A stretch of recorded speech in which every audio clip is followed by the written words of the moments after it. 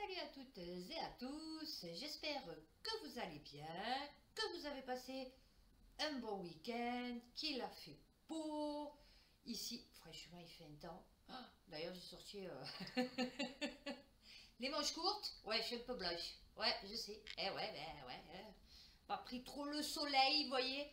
Du coup, je suis devenue un peu une espèce de vampire. Donc, du coup, je sors pas trop. Et quand je sors, c'est pour aller en formation. Et du coup, je suis enfermée. Voilà. Donc, et puis là, pendant une semaine, il a plu. Donc, je suis allée en scooter sous la pluie. C'était magnifique. Je suis arrivée trempée. Enfin, non, parce que j'avais ma tenue. Mais bon, obligée de me déshabiller et tout. Elle fait la galère. Non, non, mais heureusement que ma mère, au mois de septembre, logiquement, dès qu'elle touche les pépettes, elle me passe sa voiture. Donc, du coup, maintenant, j'aurai la voiture, le scooter. Ah ouais, non, parce que au moins, quand il y a la pluie, la tempête, je suis tranquille. Je frise pas. Tu vois? Parce que là, le scooter, oui, tu mets les cheveux dedans. Mais franchement, il y a toujours des mèches qui sortent. Et après, c'est les. Tu vois? Donc, ouais, non, pas top. Donc, aujourd'hui, nous allons faire sciences et technologie. Avant ça, je voulais vous parler de ma formation parce que du coup, ben, Dinora, donc celle qui pouvait pas me voir, ben maintenant c'est ma copine. Non, mais là, enfin, elle croit que c'est ma copine, mais c'est pas ma copine, vous voyez, mais bon, c'est un sens unique, vous voyez, c'est pas un contrat d'engagement réciproque, vous voyez.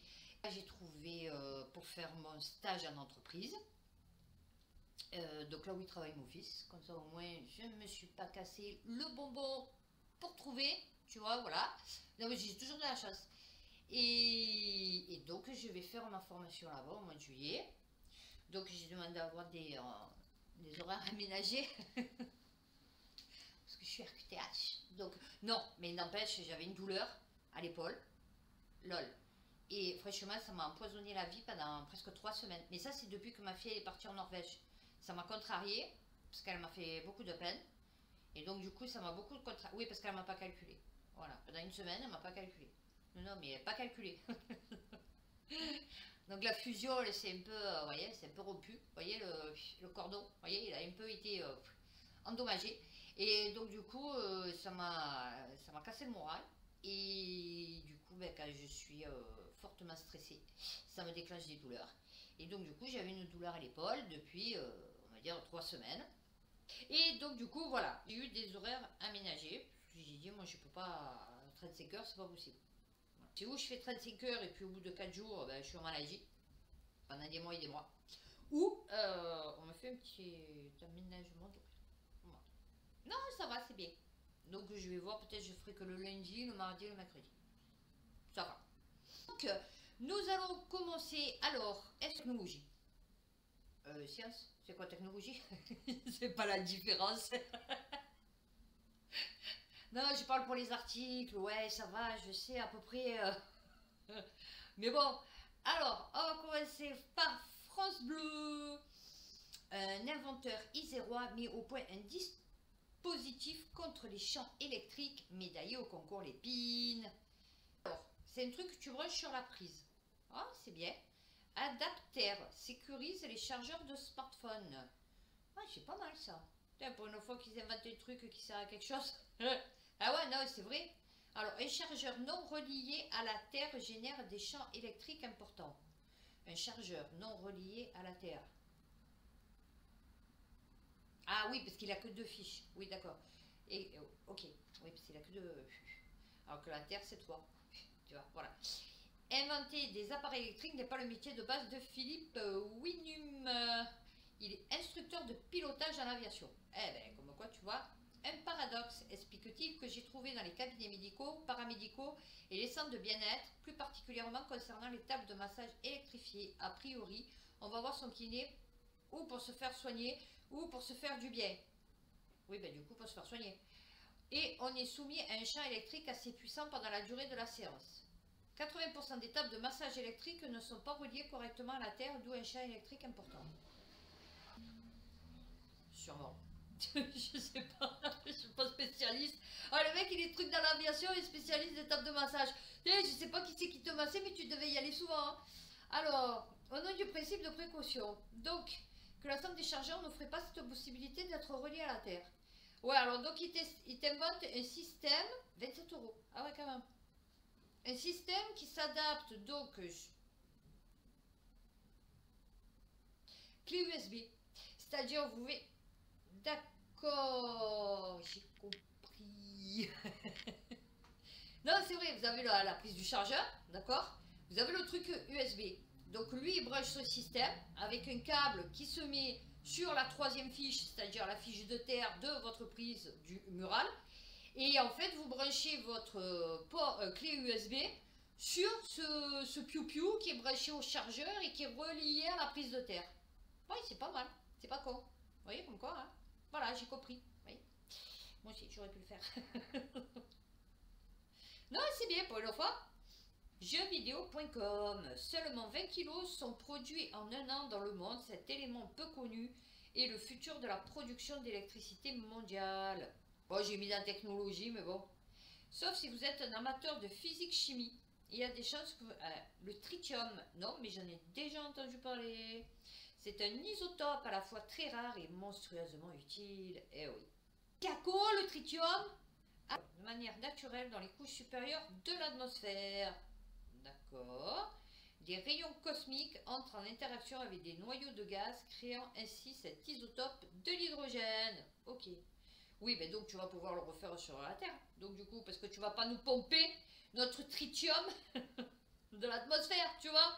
Là, parce que déjà, tu veux faire exploser la Lune pour pouvoir faire une espèce de parasol pour nous protéger du rayon du soleil. Donc, la matière est au contraire extrêmement rare, estime sa production annuelle totale sur Terre à environ une vingtaine de kilogrammes. Et ouais. Pendant la période entre la Seconde Guerre mondiale et les années 80, la grande période des essais nucléaires a provoqué la libération de plusieurs kilogrammes de tritium dans les océans. D'accord. De plus, des réacteurs nucléaires comme les Canadiens Candu produisent des déchets de tritium durant leur fonctionnement. Eh bien c'est bien, on va pouvoir le recycler. Alors, pour faire fusionner du tritium et du deutérium, cela nécessite une ultra haute pression et température. Ouais, c'est sûr que dans le contexte actuel, c'est un peu compliqué. Eh ouais, non, parce que là, il nous faudrait qu'on mette sur des vélos avec des batteries, vous voyez, avec un système, tous les bobos, vous voyez, pour pédaler, pour pouvoir faire leur tritium, pour pouvoir faire leur truc, vous voyez. Non, parce qu'eux, ils sont à fond dans la technologie, donc t'as qu'à faire. Qui mouille le maillot, tu vois, voilà. Plutôt que nous, parce que nous, le mouillage, c'est le maillot. Alors, le convecteur aérosolaire spirale de Jacques Bernier, inventeur, qui voulait remplacer les radiateurs électriques. Un convecteur aérosolaire. Oula! Ouais. Quoique, ouais, dans une maison moderne, c'est design. Mais bon, ouais, et puis c'est un peu gros quand même. Ouais, non. J'aimerais pas trop avoir ça chez moi. Ben, concours l'épine aussi, hein, voilà. D'accord. Il est composé d'un... Ah ben c'est bien parce que là, maintenant, il nous l'explique. Donc, pour les ingénieurs qui auraient du temps libre, si vous voulez faire convecteur aérosolaire spiralé, il vous faut, c'est bien. Alors, un compresseur rotatif au propane, un condensateur à eau et un capteur évaporateur aérosolaire. Alors, son principe de fonctionnement. Non mais j'adore. Ouais, alors d'accord, vous pouvez pas. Mais en amateur, vous pouvez vous le refaire. Alors, son principe de fonctionnement repose sur l'utilisation du soleil et du vent par un capteur atmosphérique pour en faire une source d'énergie pour l'évaporateur du pack. Bon, là aussi, je pense qu'il n'y a que les ingénieurs qui peuvent comprendre, parce que là, franchement, moi, ça fera, j'ai rien compris. Ce produit promet une économie d'énergie allant jusqu'à 45% sur le chauffage. À partir de 7 à 10 degrés centigrades à l'extérieur, un seul convecteur peut assurer le chauffage de toute une maison. Ah ouais, pas mal. Alors, en chauffant le séjour, ouais, mais après, ça dépend. Eh ouais, non. Eh ouais, non. 800 € par an. Alors, en sachant que moi, je paye 1000 €. 1200 €. Ah, c'est bien. Parce que là, si ça me fait économiser 800 € par an, je paye plus que 400 €. C'est ça? Non, je sais pas, parce que ça, c'est pour des factures d'électricité pour des gens qui font combien? 1000 € par mois. Parce que pour économiser 800 € d'électricité par an, C'est que ou tu habites à la campagne, il fait froid, à la montagne et tout, ok, pas de souci, et encore que tu as du chauffage à bois les trois quarts du temps, parce que tu vas pas te faire caguer avec de l'électrique, tu vois, pour chauffer tes chalets. Ou alors tu as un souci. Non, non, ou alors tu as un souci, parce que pour économiser 800 € d'électricité par an, rien que sur le chauffage, ah ouais. C'est que des fois vous vous dites, mais comment je vis moi, en fait, avec mes 100 €, c'est-à-dire mes 50 € d'électricité, mes 50 € de gaz par mois. Oui, on vit pas sur la même tortue. Ah oui, non, non, pas du tout. Non, non, pas du tout. Et oui, c'est là que vous le voyez. Néozone, une longévité théorique de 400 ans. Alors c'est théorique, hein. L'invention fortuite d'une pile électrique éternelle par une étudiante. Ah ouais, c'est les chercheurs. Donc c'est pour ça que c'est théorique. Parce qu'après, une fois qu'ils ont trouvé, ils cherchent plus. Oui, non, parce que du coup, l'American Chemical Society. Oula, déjà, American Chemical Society, les trois en même temps, ça fait mal. Découvert accidentellement lors de ses travaux en laboratoire, les secrets qui augmenteraient considérablement la durée de vie des accumulateurs au lithium. Selon ses explications, cette trouvaille pourrait aider à concevoir des... Ah d'accord, ok. Oui, ça pourrait aider à concevoir des batteries qui pourraient... D'accord, ok. Oula. Non, mais c'est pour ça que je vous dis, c'est pour ça qu'on les appelle des chercheurs. Dans son laboratoire, Mia menait des recherches sur les nanobatteries. Alors, ceux-ci ont l'avantage d'être très fins. C'est quoi? Des nanofils. C'est-à-dire qu'après, des fils, ils sont tellement petits que tu les vois même plus. Enfin, tu sais pas qu'il y a des fils. Enfin, tu vois, tu passes à travers des fils. Tu te prends des fils sans le savoir. Je sais pas comment tu peux, tu vois, enfin, imaginer le truc. Tu vois, je sais pas, c'est bizarre. C'est un monde de quantique. Tu rentres dans un monde quantique. C'est-à-dire que tu vas traverser une pièce avec des milliards de fils invisibles, tellement ils sont faits. Mais ils sont là. J'ai pas compris. Je fais ma blonde. J'ai pas compris. Alors, 5000, 6000 ou 7000 cycles au maximum. D'accord. Endurer près de 200 000 cycles de recharge. Oh, ah oui. Voilà, mais tu les as vite fait tes cycles de recharge. Alors, parce que du coup, qu'ils sont super mini, ils se rechargent super vite. Et ils se déchargent super vite. Parce que pour les avoir rechargés 200 000 fois, j'ai pas compris. Non, non, j'ai pas compris. Recharge répétée, d'accord, 5000, 6000 cycles. D'accord. Bon, sachant que nous, une pile, fait un truc à batterie, ça met minimum pour une charge complète, mais au top du top, 6 heures. Ça fait combien de sur combien de générations vous faites l'étude? Non, mais parce que du coup, 200 000 recharges, j'ai pas compris. Bon, ben voilà, vous savez que théoriquement, ils auraient trouvé peut-être une pile qui pourrait se recharger 200 000 fois. Bon, écoutez. Courrierinternational.com, startup, oui. Oui, parce qu'il y a startup et start down, tu vois. Et bien là, on est sur du down, tu vois, voilà. La méga usine de batteries électriques au Royaume-Uni vire au giga fiasco. Ouais. Loué jusqu'au sommet de l'État britannique pour son ambition théorique. Oui, parce que c'est toujours théorique. La start-up British Volt a déposé le bilan le 17 janvier, miné par des erreurs stratégiques et des problèmes financiers.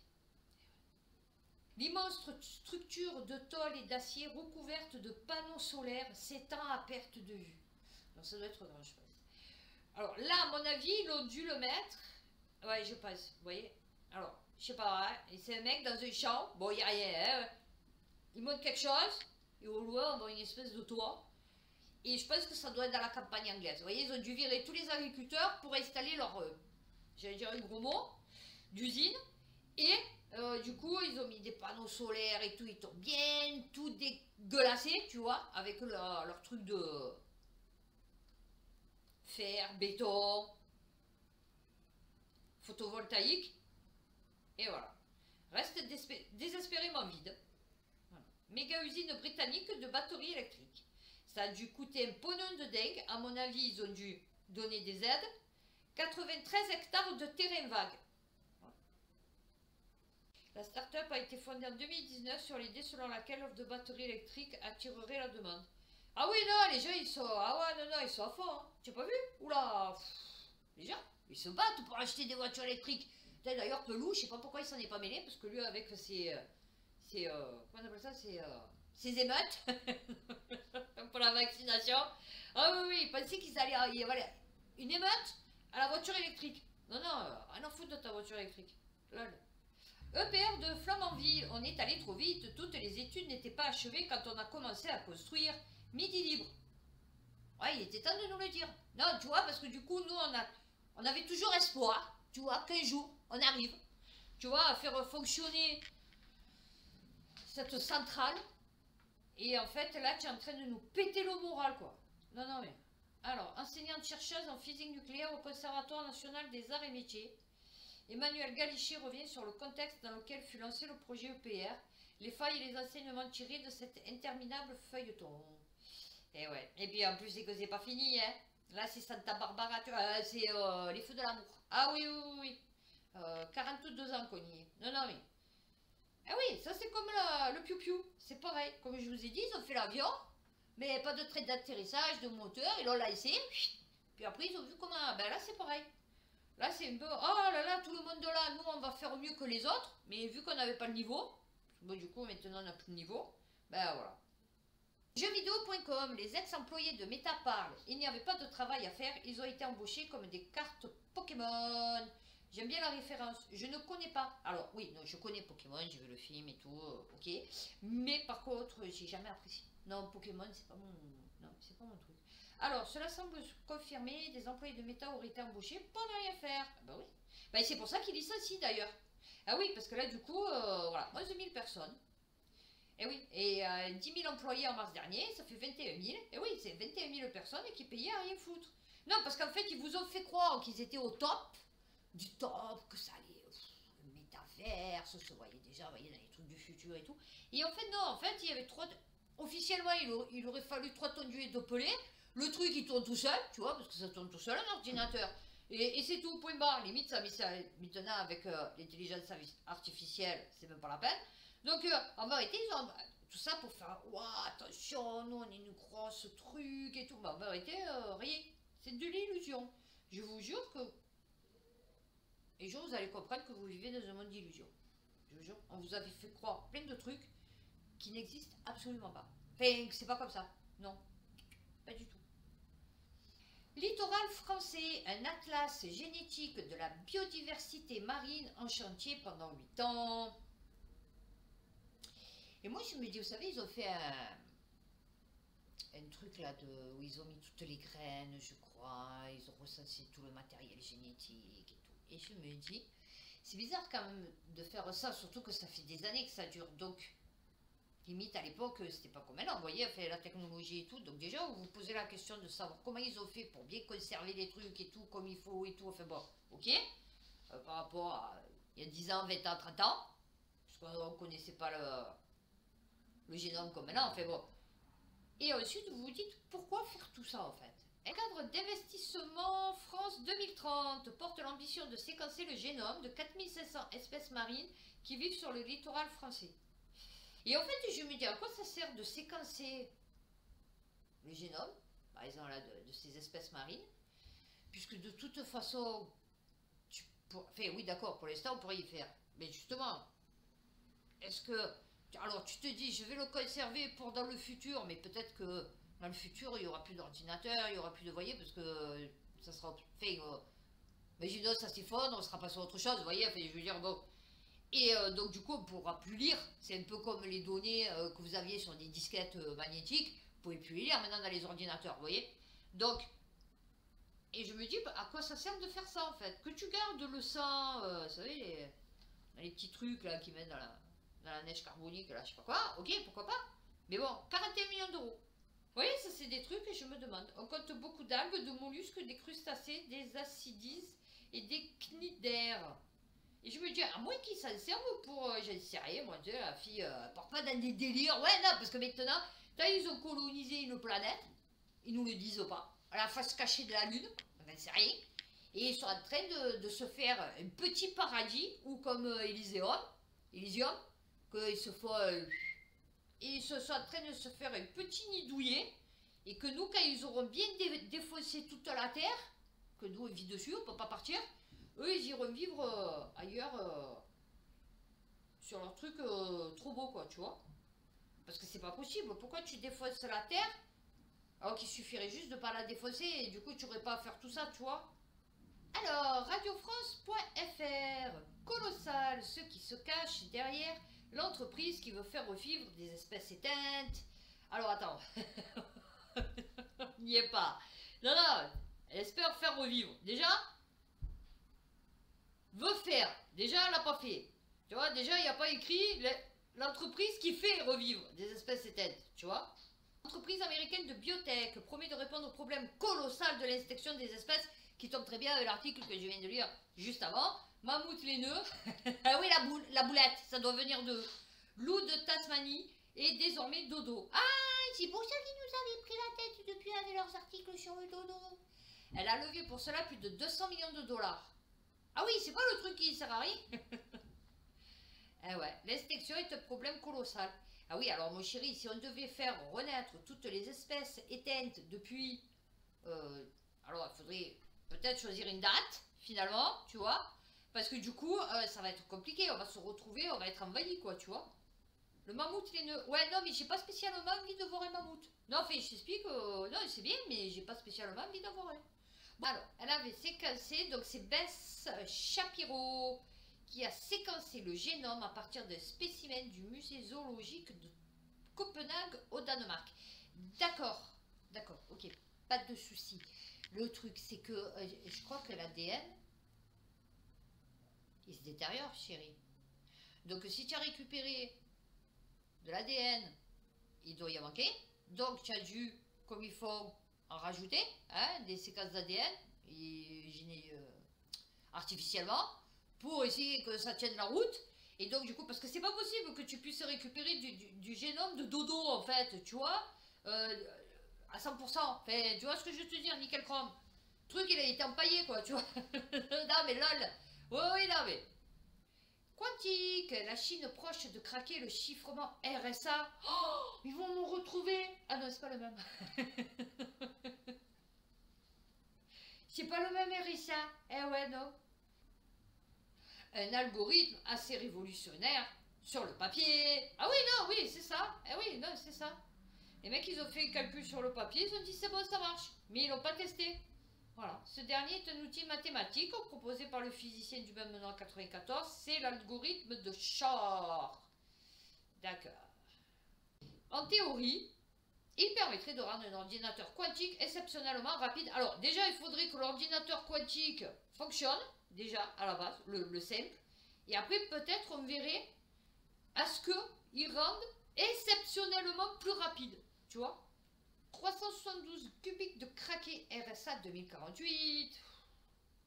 Alors, or, en science, lorsqu'une équipe présente des affirmations aussi spectaculaires, mieux vaut que le papier repose sur des bases théoriques exceptionnellement solides. Non, mais là, en guise de preuve de concept, les chercheurs ont cassé une clé de chiffrement de 48 bits avec un minuscule ordinateur quantique de 10 qubits à peine. Un résultat certes impressionnant, mais encore très loin de menacer RSA 2048. Ah oui, non. Ah oui, mais là, ils vont te dire, oui, mais alors, attendez, parce que dans l'hypothèse qu'on arrive à multiplier le truc par 3 et que, inversement proportionnel, le truc de machin... Toshito Kieda, inclassable prestidigitateur des mathématiques. Le Monde.fr, le chercheur japonais, professeur à Stanford et conférencier hors pair, a fait de jouets sommaires de jouer, J-O-U-E-T-S, le cœur de son approche unique de la discipline qui tient plus du spectacle de magie que de l'exposé didactique. Et voilà, ça c'est pas mal, tu vois, parce que du coup, pour des gens qui comme moi ont besoin, moi sur le papier j'y arrive pas, vous voyez. Moi, on me dit, il faut que tu fasses ça, ça, ça, ça, ça. Si je le fais pas en même temps, ou si on me l'explique pas d'abord et qu'après je le lis pas, que je le lis, je veux dire, j'y arrive pas. Il faut qu'on me le montre. Ok, moi tu vas me dire, tu prends la fenêtre, tu la pousses, tu tires un trait, et je vois pas, vas-y montre. Vous voyez. Et ça c'est bon pour des gens comme moi. Vous voyez. des lacets, des élastiques ou des trombones qu'il manipule comme un prestidigitateur, des feuilles de papier coupées, pliées, nouées, rejetons fantasques des origamis de son enfance, ou encore une pièce géante qu'il fait tourner devant vous sur une table de l'Institut Henri Poincaré, temple parisien de la recherche en maths, afin d'approcher à sa manière la singularité en temps fini. Voilà. C'est simple. Mais comme les mecs qui sont profs, vous voyez, parce que lui, le mec, il est à fond, vous voyez. Mais comme en plus, c'est japonais. Mais les profs, ils sont tellement bidons, ils en ont tellement ras le bol, ils sont là, ils savent même pas pourquoi ils sont là. Enfin bon, ils disent, le français, tu peux en faire des trucs en français, tu vois, le faire sur un ton humoristique, tu peux le faire, tu vois, tranquille, avec tes mots, tes expressions et tout. Et là, les mecs, ils seraient au taquet. Non, ils vous font un truc tout dégueulasse, tu n'as même pas envie. Alors déjà, le mec, il ressemble à rien, qui t'explique le cours, tu vois, ou la femme. Parce que déjà, tu t'es dit, mon Dieu, putain, elle pourrait pas un peu se coiffer, se laver les cheveux. Quand elle tourne, elle a le trou derrière la tête, tu vois, elle a une jupe, elle est en quincosse, tu vois. Fait, je veux dire, bon, c'est du n'importe quoi, les profs, maintenant, tu vois. Il n'y a même plus de respect de l'habillement, de la tenue, tu vois. Et en plus, ils t'expliquent, mais ils sont dégoûtés de t'expliquer, en fait. Tu vois, et c'est ça qui tue tout, tu vois, en fait. Questionne, en fait. Non, mais c'est vrai. Allez, eh ben, on va basculer vite fait, donc du coup, sur Elon Musk. Alors, enfin Elon Musk. Eh ben, on va passer par ça, parce que du coup, ça va nous faire une transition. Une anomalie mystérieuse diminue l'intensité du champ magnétique terrestre, cette couche protectrice qui entoure la Terre et bloque les rayonnements cosmiques dangereux pour la santé. C'est netfrance.fr. Oh, mais c'est pas nous. Oh, ben là, j'en ai un, c'est... Attendez, combien faudra-t-il de baisse de CO2, nous, en France, pour pouvoir sauver la planète? Eh ouais, parce que nous, on va sauver la planète. Eh ouais, les Français, en réduisant leur émission à effet de serre, de gaz à effet de serre, vont sauver la planète entière. Oh, mon Dieu, mon Dieu. Une brèche qui se développe. Eh ouais, c'est assez con, hein. Le continent africain qui perturberait. Putain, c'est pas boula, c'est pas possible. Il nous bousille même notre champ électromagnétique. À cause d'un amas de roches denses situé sous le continent africain. C'est incroyable. Incroyable ces gens. Incroyable. Une étude réalisée par la NASA en 2016. Ah ouais, ils ont une espèce de gros aimant. Eh ouais, non, ils ont une espèce de gros aimant. Oui, je sais pas pourquoi. Alors là, la théorie des anciens astronautes diront que dans des temps extrêmement lointains, le vaisseau mère s'est posé et a creusé et a installé une base extraterrestre. Eh ouais, parce qu'à ce moment, il y a folle les extraterrestres. Ah ouais, parce que du coup, bon. Jeuxvideo.com, c'est confirmé. Elon Musk a fait n'importe quoi. Des astronomes tirent le signal d'alarme. C'est pas possible.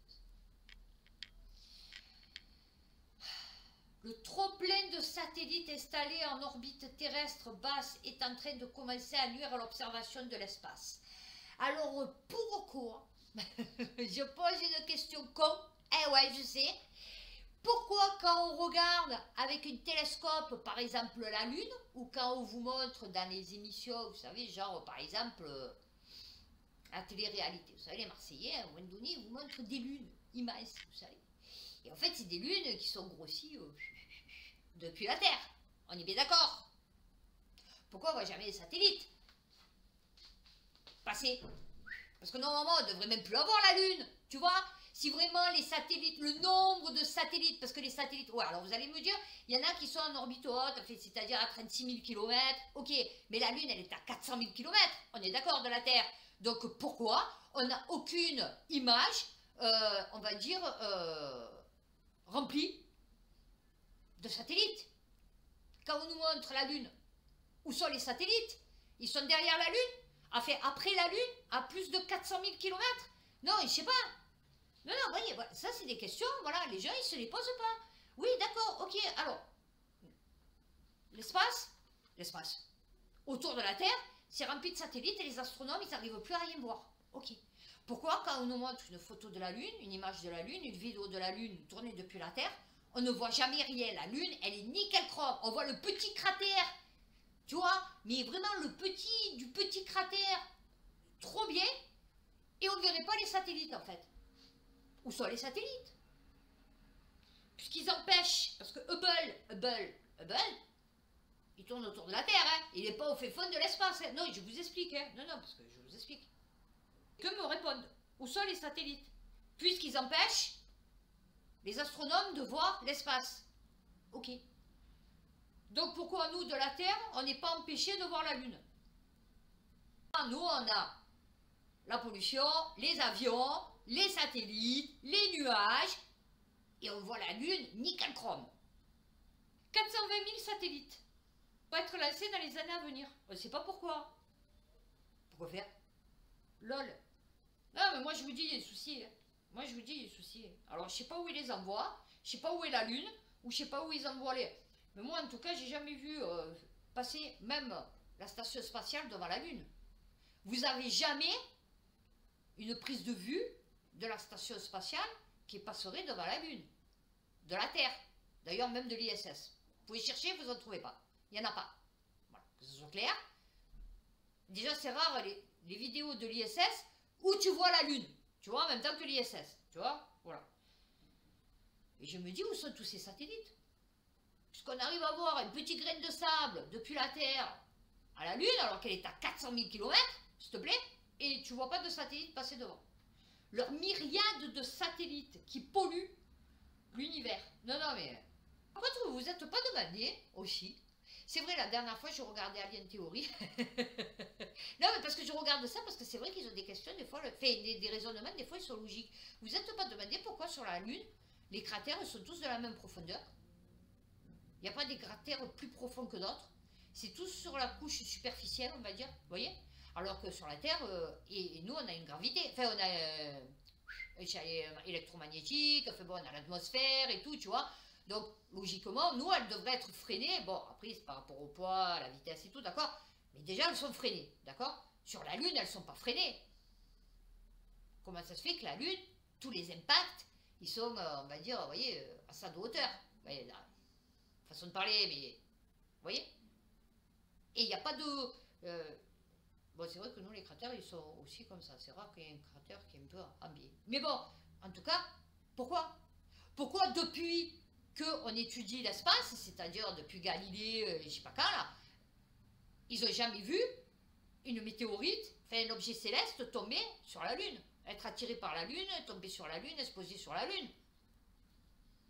Parce que nous, d'accord, le fond, elle a disparu dans l'atmosphère. Mais sur la Lune, il n'y a pas d'atmosphère. On est bien d'accord. Et regardez le nombre de météorites qui traversent notre ciel.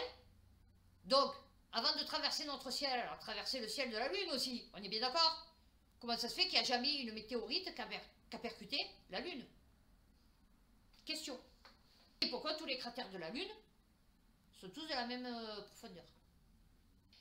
Ça, c'est des questions qu'en général, les gens ne se posent même pas parce qu'ils ne savent même pas qu'il y a une Lune dans le ciel.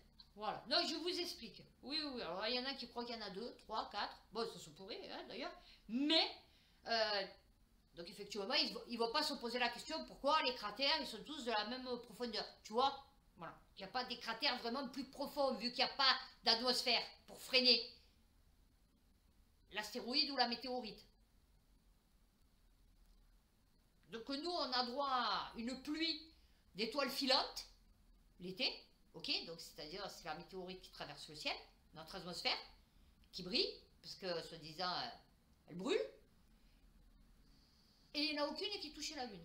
Chaque fois, oh, attention, il y a la Lune. Ouais, non, il ne faut pas la toucher, oulala, attention, elle est trop fragile. Oh. Je vais vous lire celui-là, et après on va finir sur un truc super sympathique. Les grandes découvertes du télescope spatial Hubble. C'est 150 km de la surface de la Terre. Ok? Donc, bien avant la Lune. Pour créer... Voilà. Déjà, les astronomes ont tiré parti des données de Hubble pour créer cette mosaïque d'1 milliard de pixels de la nébuleuse d'Orion. Parce que je vous explique que quand ils vous disent, comme là, oh la nébuleuse d'Orion, vous voyez qu'ils vous montrent des images comme ça, avec des couleurs, des machins et tout. En fait, c'est des données qui reçoivent, c'est des données signal, qui reçoivent du télescope, qui rentrent dans un ordinateur, qui les transforme, comme ils viennent de dire, ont tiré parti des données de Hubble pour créer cette mosaïque d'1 milliard de pixels. Donc c'est une création de l'homme. On est OK. Quand vous voyez des photos comme ça, de la nébuleuse, machin, qu'on vous dit « Oh, c'est ce que Hubble il a vu ». Non, non. Hubble il a transmis des données mathématiques qui ont été transférées par des images, en images, et c'est sorti ça sur l'ordinateur. Et on va finir sur, alors un truc super sympathique, je sais même plus où je l'ai mis, l'internaute.com. Ce n'est pas pour le stylo, découvrez la vraie utilité de la partie bleue des gommes. Et c'est ici qui nous disait que la partie bleue des gommes c'était pour le stylo. Ben moi en tout cas, moi c'était mon professeur à l'école. Eh oui, et d'ailleurs quand je voulais gommer mon stylo, ça faisait un trou. Ah ouais, parce que c'est une espèce de grosse lime bleue. Tu vois, donc ça te fait un trou sur ta feuille, tu vois. Et ben en fait, pas du tout. Ça sert pas à effacer le stylo sur la feuille. Eh ouais, non, pas du tout. Beaucoup croient que la partie bleue de la gomme sert à effacer l'encre du stylo. Ben non, en fait, c'est parce qu'on nous l'a dit. Tu vois, c'est tout. Parce que moi, du coup, si on me dit de la merde, je répète de la merde, en fait, tu vois. Mais c'est tout. Mais ce n'est pas son meilleur usage. Bien qu'elle ne soit pas aussi utile pour effacer l'encre de stylo que beaucoup le pensent, la partie bleue a d'autres fonctionnalités assez surprenantes. Ben, je pense que c'est plutôt ça, sa fonctionnalité, tu vois. Voici quelques utilisations incroyables pour tirer le meilleur parti de la partie bleue de votre gomme. Mais du coup, j'achète des blanches. Eh oui, non, parce que du coup, je me servais jamais de la bleue. Si les enfants utilisaient le mur de la maison comme toile de dessin, pas de panique, la gomme bleue peut vous aider. Ah, j'ai comme une gomme magique, d'accord. Elle peut facilement enlever les marques de crayon sur les murs sans endommager la peinture ou le papier peint. Eh oui, parce que moi, la dernière fois, j'avais galéré, du coup, parce que j'avais fait mes traits sur mon mur blanc avec du crayon. Et j'ai voulu l'effacer, ça s'est pas trop effacé, et donc du coup, quand j'ai peint, eh ben, on voyait la marque du crayon. C'était merveilleux. Donc il a fallu que je passe 4 couches. Ah oui. Alors, donc du coup, maintenant, j'achèterai une gomme rose et bleue pour garder la partie bleue, pour pouvoir gommer mon mur. La partie bleue de la gomme est très efficace pour enlever les marques de crayon sur le bois. Non mais ça encore ça va, parce qu'avec la blanche, tu peux l'enlever. Si vous avez du papier peint chez vous, vous savez probablement que les marques de crayon sont difficiles à enlever. Et non, j'en ai plus, j'ai tout enlevé. Ouais. La gomme bleue peut vous aider à éliminer ces marques sans endommager le papier peint. Eh bien écoutez, j'espère que cet article vous aura servi. Non mais c'est vrai, bah, écoutez, des fois, moi j'aime bien les astuces comme ça. Parce que c'est vrai que quand je fais mes travaux, des fois je fais des trucs, après je me dis merde, mais j'ai fait des trucs, c'est pas bon en fait, et c'est trop tard, je peux pas le... Vous voyez, je peux pas le rectifier. Vous voyez avant. Et donc du coup après ben ouais, je galère. Donc voilà, vous savez que maintenant la gomme bleue, vous pouvez effacer les traces de crayon, que ce soit sur les meubles, les murs et les tapisseries. Minute Valérie Damido. Donc écoutez, j'espère que cette vidéo vous aura plu. N'hésitez pas à liker, à vous abonner. Merci encore à ceux qui le feront et ceux qui l'ont fait. Prochaine vidéo. Alors, je vais faire, je crois, politique et société. Parce que j'ai énormément de trucs à faire. Donc voilà, je vais faire ça durant toute la semaine. Et, bah écoutez, bon début de semaine, du coup, puisque cette vidéo sera publiée lundi.